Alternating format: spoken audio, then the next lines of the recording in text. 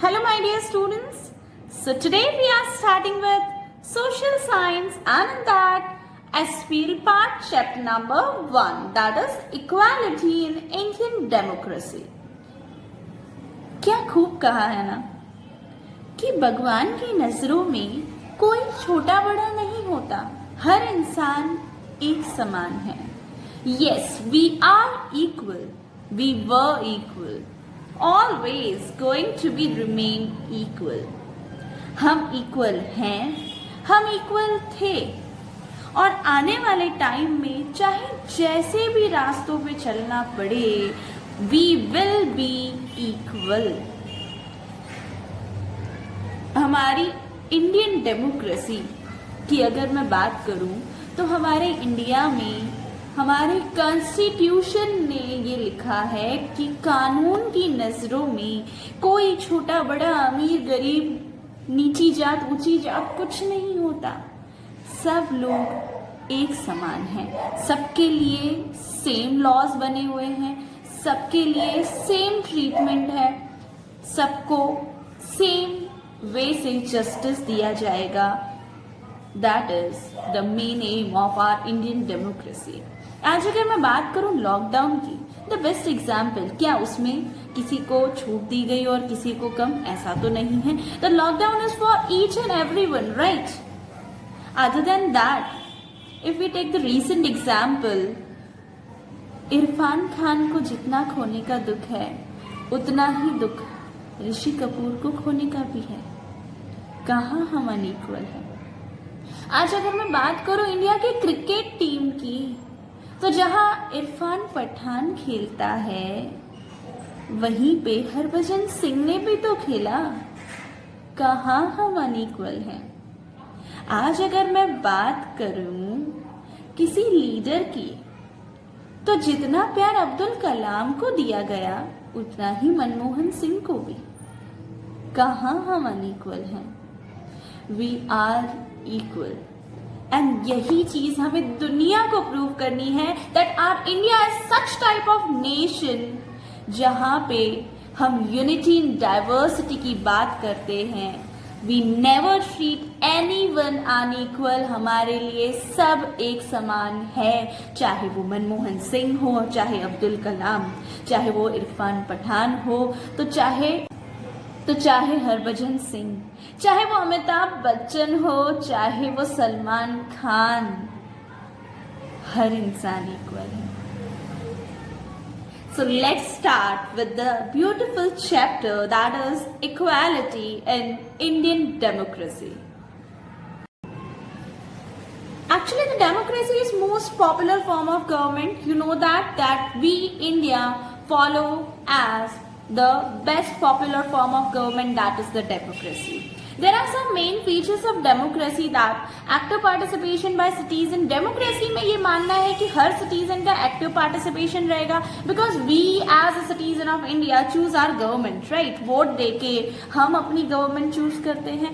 So each and every citizen is actively participating. कहीं पे भी कुछ गलत हो रहा है तो हर सिटीजन को राइट है that to express their opinion. Resolving conflicts through consensus and consultation. हम हर एक कॉन्फ्लिक्ट को बहुत ही अच्छे से समझते हैं. हर एक कॉन्फ्लिक्ट के कोई भी झगड़ा हो, कोई भी प्रॉब्लम हो, उसकी गहराई तक पहुंचते हैं एंड फिर उसे रिजॉल्व करते हैं. किसी को भी कोई भी गलत, किसी के साथ भी कुछ भी इनजस्टिस ना हो, इस बात का हम खास ध्यान रखते हैं. That is also the feature of democracy. Equality. Each and every person is equal before law. That is also the main feature of democracy. Justice, which I told you that हम हमेशा ये ध्यान रखते हैं कि किसी के साथ कोई भी injustice ना हो. The first feature which I taught, that equality is the most important element of the democratic setup. Democratic setup का सबसे important element अगर कुछ है तो वो है equality. that treating everyone equally and upholding the dignity of fellow citizens are core to democracy. Democracy का main यही तो फंक्शन है कि हर एक इंसान को इक्वली ट्रीट किया जाए, हर एक इंसान की डिग्निटी बनी रहे, इस बात का खास ध्यान रखा जाए. The one more main feature, and we can say a very good feature of our democracy, that is universal adult franchising. This is the main thing in our democracy, that all adult citizens, regardless of their caste, religion, gender or class, enjoy the right to vote and choose their representative. चाहे कोई भी citizen हो, that adult citizen means क्या, 18 years या उससे above. ठीक है, adult citizen जो है उनके पास पूरी राइट है that they can vote and they can choose the representative by their own, and even they are not discriminated on the basis of caste, religion, gender and class. किसी भी तरह का भेदभाव कास्ट, रिलीजन, जेंडर या class के base पे उनके साथ नहीं किया जाता. जब हम वोट देने जाते हैं तो कहीं पे भी आपसे आपकी कास्ट, रिलीजन, जेंडर या क्लास नहीं पूछा जाता. हर एक को पूरा राइट है वोट देने का, हर एक का वोट देने का तरीका भी सेम ही होता है. Based on the principle of one person one vote and each vote has equal value. आज अगर मैं बात करती हूँ यूनिवर्सल एडल्ट फ्रेंचाइजी की, तो इसमें ना सिर्फ वोट देने की बात आती है, लेकिन ये एक प्रिंसिपल पे बेस्ड है, that is one person one vote. हर एक इंसान को सिर्फ एक वोट देने का राइट है और हर एक वोट की वैल्यू इक्वली होगी. ऐसा नहीं है कि किसी एक पर्सन ने वोट दिया तो उसके वोट को जो है बहुत ज्यादा इंपॉर्टेंट गिना जाएगा और किसी के वोट को बहुत कम. ना, each and every vote has the equal value. Along with political equality, all democratic government aim to social as well as economic equality. अब ये जो मैंने बात की कि हर इंसान को वोट देने का राइट है, हर इंसान को अपने चॉइस के अकॉर्डिंग गवर्नमेंट चूज करने का राइट है, that is about the political equality. कि गवर्नमेंट एक कोशिश करती है कि पॉलिटिकली सब लोगों को इक्वल गिना जाए, किसी के साथ कोई डिस्क्रिमिनेशन ना हो. लेकिन पॉलिटिकल इक्वालिटी के साथ साथ सोशल एंड इकोनॉमिक इक्वालिटी लाना भी बहुत जरूरी है. And that is the main aim of our democratic government. और ना सिर्फ हमारी, और भी जितनी डेमोक्रेटिक गवर्नमेंट है उनका भी मेन एम यही होता है कि पॉलिटिकल इक्वालिटी के साथ साथ वो सोशल एंड इकोनॉमिकली भी इक्वालिटी लाएं अपनी कंट्री में. Okay, but there is many, we can say that there are many problems in this, because still today our India is facing inequality in many sections. Let's discuss about that. Actually, the democracy is most popular form of government. You know that we India follow as the best popular form of government, that is the democracy. There are some main features of democracy, that active participation by citizen. Democracy में ये मानना है कि हर citizen का active participation रहेगा, because we as a citizen of India choose our government, right? Vote देके हम अपनी government choose करते हैं. So each and every citizen is actively participating. कहीं पे भी कुछ गलत हो रहा है तो हर citizen को right है that to express their opinion. Resolving conflicts through consensus and consultation. हम हर एक कॉन्फ्लिक्ट को बहुत ही अच्छे से समझते हैं. हर एक कॉन्फ्लिक्ट के कोई भी झगड़ा हो, कोई भी प्रॉब्लम हो, उसकी गहराई तक पहुंचते हैं एंड फिर उसे रिजॉल्व करते हैं. किसी को भी कोई भी गलत, किसी के साथ भी कुछ भी इनजस्टिस ना हो, इस बात का हम खास ध्यान रखते हैं. That is also the feature of democracy. Equality. Each and every person is equal before law. That is also the main feature of democracy. Justice, which I told you, that हम हमेशा ये ध्यान रखते हैं कि किसी के साथ कोई भी injustice ना हो. The first feature which I taught, that equality is the most important element of the democratic setup. Democratic setup का सबसे important element अगर कुछ है तो वो है equality. that treating everyone equally and upholding the dignity of fellow citizens are core to democracy. Democracy का main यही तो फंक्शन है कि हर एक इंसान को इक्वली ट्रीट किया जाए, हर एक इंसान की डिग्निटी बनी रहे, इस बात का खास ध्यान रखा जाए. The one more main feature and we can say a very good feature of our democracy, that is universal adult franchising. This is the main thing in our democracy, that all adult citizens, regardless of their caste, religion, gender or class, enjoy the right to vote and choose their representative. चाहे कोई भी citizen हो, that adult citizen means क्या? 18 years या उससे above. ठीक है. Adult citizen जो है उनके पास पूरी राइट है that they can vote and they can choose the representative by their own, and even they are not discriminated on the basis of caste, religion, gender and class. किसी भी तरह का भेदभाव कास्ट, रिलीजन, जेंडर या class के base पे उनके साथ नहीं किया जाता. जब हम वोट देने जाते हैं तो कहीं पे भी आपसे आपकी कास्ट, रिलीजन, जेंडर या क्लास नहीं पूछा जाता. हर एक को पूरा राइट है वोट देने का. हर एक का वोट देने का तरीका भी सेम ही होता है. बेस्ड ऑन द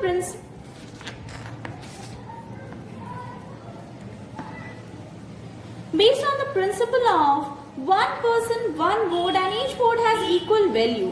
आज अगर मैं बात करती हूँ यूनिवर्सल एडल्ट फ्रेंचाइजी की, तो इसमें ना सिर्फ वोट देने की बात आती है, लेकिन ये एक प्रिंसिपल पे बेस्ड है, that is one person one vote.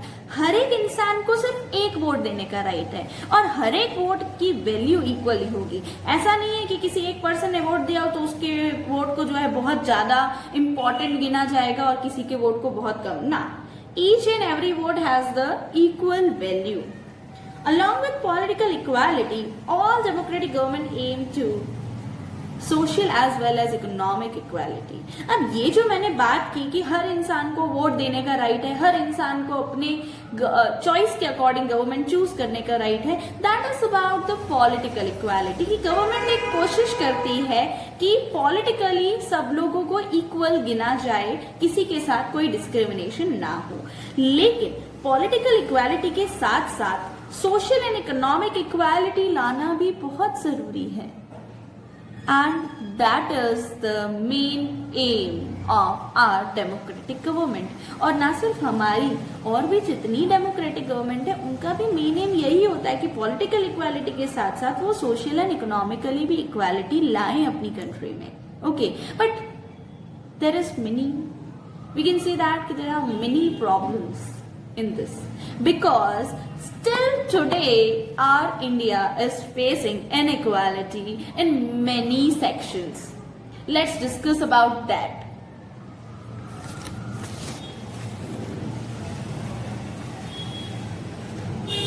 Now if I talk about the inequality, there are various types of inequality like caste inequality, gender based inequality, discrimination against differently abled persons. So there are various types of inequalities which are the barriers for our India's development. First one is the caste inequality. ये जो caste system है, इसने society को classify किया on the basis of profession. Kshatriyas, Shudras, Vaishnav, इनके बारे में आपने सुना होगा. ये जो कास्ट सिस्टम बना, ये प्रोफेशन के बेस पे बना कि इसका ये काम, इसका ये काम. जो नीची कास्ट वाले थे उनको जो है हमने छोटे मोटे काम दे दिए कि वो घरों के काम करेंगे, रास्ते साफ करेंगे, इस टाइप के काम, है ना. और ये जो नीची कास्ट वाले लोग थे उनको जो नाम दे दिया गया, that is scheduled caste. Not even this things, but their homes are situated outside the village limit and thus they are unable to benefit of the good road, water, electricity, healthcare, education. even उनके जो घर हैं वो village limit के बाहर यानी village के बाहर की तरफ बनवाए जाते थे, तो उन बेचारों को अच्छी फैसिलिटीज ही नहीं मिल पाती थी. ना अच्छे रोड, ना वाटर फैसिलिटी, ना इलेक्ट्रिसिटी, ना हेल्थ केयर, ना एजुकेशन फैसिलिटी. ये सारी फैसिलिटीज से तो वो वंचित रह गए. Government schools in some villages do not permit scheduled caste children to sit with the upper caste children. Upper caste के बच्चों के साथ अपर कास्ट के बच्चों के साथ गवर्नमेंट स्कूल्स में कई बार ऐसा हुआ है कि शेड्यूल कास्ट बच्चों को बैठने की परमिशन ही नहीं थी। Census officers decline to record their information. अब देखो सेंसस ऑफिसर क्या होता है, जो हर 10 इयर्स में आपके सेंसस रिपोर्ट बनाता है। मीन्स हम काउंट करता है कि इस फैमिली में कितने लोग हैं, कौन सी ऑक्यूपेशन में है एंड ऑल, ठीक है। काउंटिंग की जाती है, पॉपुलेशन काउंटिंग की जाती है, सिंपल वे में बोलूं तो वो सेंसस ऑफिसर जो है, ये जो काउंटिंग करता था पॉपुलेशन की, वो जो है इन फैमिलीज का डेटा ही नहीं लेता था, इन फैमिलीज की कोई इन्फॉर्मेशन ही नहीं लेता था। आप सोचो कि गवर्नमेंट सेंसस ऑफिसर को अगर ये काम दे रही है तो गवर्नमेंट के पास ऑब्वियस सी बात है कि सारी फैमिलीज का रिकॉर्ड होगा कि इस फैमिली में इतने लोग हैं, इस फैमिली में इतने लोग हैं, एंड उसके अकॉर्डिंग ना गवर्नमेंट अपनी पॉलिसीज, वेलफेयर प्रोग्राम्स डिजाइन करती है कि लोगों को कौन से बेनिफिट्स मिलने चाहिए, ओके। लेकिन उनको गवर्नमेंट के रिकॉर्ड्स में तो शेड्यूल कास्ट के रिकॉर्ड ही नहीं थे, क्योंकि सेंसस ऑफिसर ने तो उसकी इन्फॉर्मेशन ली ही नहीं, उसकी रिकॉर्ड्स लिए ही नहीं। तो इस वजह से कई बार ऐसा होता था कि उन बेचारों को गवर्नमेंट के जो वेलफेयर प्रोग्राम्स हैं उनके बेनिफिट ही नहीं मिल पाते थे। So these were about the casteism, नीची कास्ट, ऊंची कास्ट की वजह से जो अनटचेबिलिटी सिस्टम्स वगैरह हमारे यहाँ चले, उसकी वजह से काफी लोगों ने ये सारी की सारी चीजें बेयर की, which is the worst thing, worst feature and worst reality of our India. Now, if we talk about the second inequality, that is a gender-based inequality. Gender means क्या? लड़के और लड़की में भेदभाव करना, बॉय एंड गर्ल में कुछ ना कुछ डिस्क्रिमिनेशन करना. लाइक आप अपनी क्लास में देख सकते हो कि पहले से ये प्रॉब्लम आ रही है कि गर्ल्स एंड बॉयज का रेशियो क्लास में हमेशा कम ज्यादा होता है. गर्ल्स का रेशियो कम होता है, बॉयज का रेशियो ज्यादा होता है. This is also a gender based inequality, क्योंकि पहले से क्या था कि गर्ल्स को कम पढ़ाया जाता था, बॉयज को ज्यादा. गर्ल्स की एजुकेशन के लिए कोई इंपॉर्टेंस नहीं थी. सो दैट्स वाई रेशियो जो है डिफर किया. Women are paid less for the same amount and type of work done by man. Same काम जो मैन करता है, सेम काम वुमेन कर रही है, देन ऑल्सो वुमेन को कम सैलरी दी जाती है as compare to man.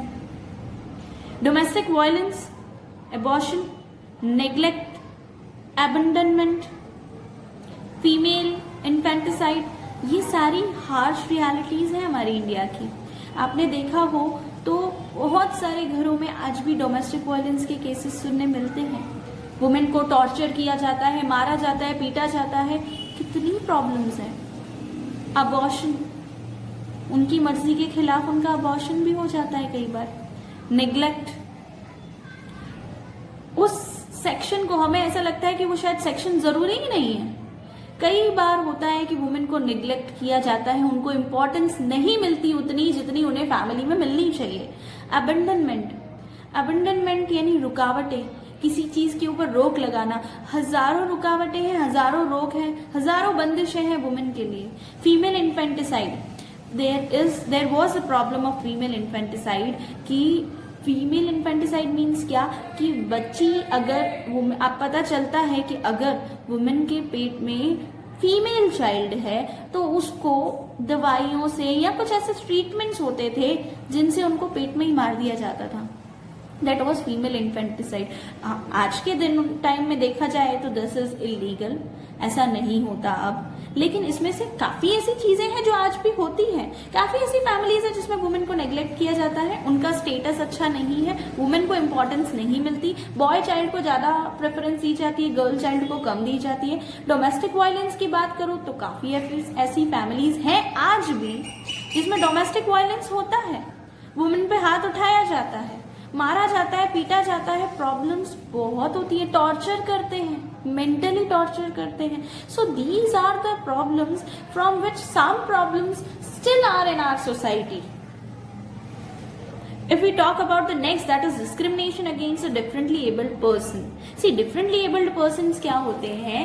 Like जो handicapped हैं, mentally retarded हैं, deaf हैं, dumb हैं, इस टाइप के कुछ लोग, ठीक है. अब उनमें प्रॉब्लम क्या होती है कि उन लोगों को सोसाइटी इजीली एक्सेप्ट नहीं करती. They always face the discrimination. इस टाइप के लोगों के लिए ना तो जॉब्स में इक्वल अपॉर्चुनिटीज अवेलेबल है, ना एजुकेशन फील्ड में. इनके लिए हाँ, नो डाउट आज के टाइम में गवर्नमेंट ने इनके लिए अलग से स्कूल्स बनवाए हैं. लाइक डेफ एंड डम की बात करूं तो उनके लिए अलग स्कूल है. मेंटली रिटार्डेड बच्चे जो हैं, जिनको थोड़ा मेंटल इश्यूज हैं, उनके लिए अलग स्कूल्स है। हमारा आदिपुर का ही आप एग्जाम्पल ले सकते हो, हरि आसरो ट्रस्ट करके है, जहाँ पे ये मेंटली रिटार्डेड बच्चों को पढ़ाया जाता है। उसी के साथ माँ आशापुरा करके एक स्कूल है जो कि डेफ एंड डम बच्चों के लिए है। सो कुछ फैसिलिटीज है जो हमारी गवर्नमेंट ने प्रोवाइड की हैं, लेकिन इन लोगों को हमारे साथ इक्वल अपॉर्चुनिटीज नहीं मिलती। Their families also go through lot of stress। अब जिन फैमिली में कोई भी डिफरेंटली एबल्ड बच्चा है, उनकी फैमिली को भी बहुत स्ट्रेस से गुजरना पड़ता है, बिकॉज उनको बहुत प्रॉब्लम होती है एक स्मूथ लाइफ जीने में। लाइक बात करूँ तो सोशली बॉयकॉट, इन लोगों को सोसाइटी में भी जो है एक्सेप्ट नहीं किया जाता इजीली। सोसाइटी भी इनको इजीली एक्सेप्ट नहीं करती। लाइक मान लो किसी घर में अगर मेंटली रिटार्डेड बच्चा है तो कई बार सुनने मिलता है, अरे ये तो पागल है, इसको अंदर बिठा के रखो। अरे he is the mentally retarded person, वो पागल नहीं है, उसको थोड़े से इश्यूज हैं। सो द थिंग इज कि हम अगर उन्हें सोसाइटी से बॉयकॉट कर देंगे, जो थोड़ी बहुत आस होती है उनके ठीक होने की, वो भी मिट जाती है। सो द थिंग इज कि ये प्रॉब्लम भी उन्हें फेस करनी पड़ती है। Other than that, denial of property rights उनको जो है इजीली नहीं मिलते हैं। सो द थिंग इज कि बहुत सारी प्रॉब्लम्स है। Now let's talk about the next topic, that is equality in Indian democracy. The following provisions have been made in the Indian Constitution that all people are equal in the eye of law। कानून की नजरों में सब लोग equal हैं। Prohibits discrimination on ground of religion, race, caste, sex, disability और place of birth। इन सारी चीजों के बेसिस पे कोई भी डिस्क्रिमिनेशन नहीं होगा कहीं पे भी।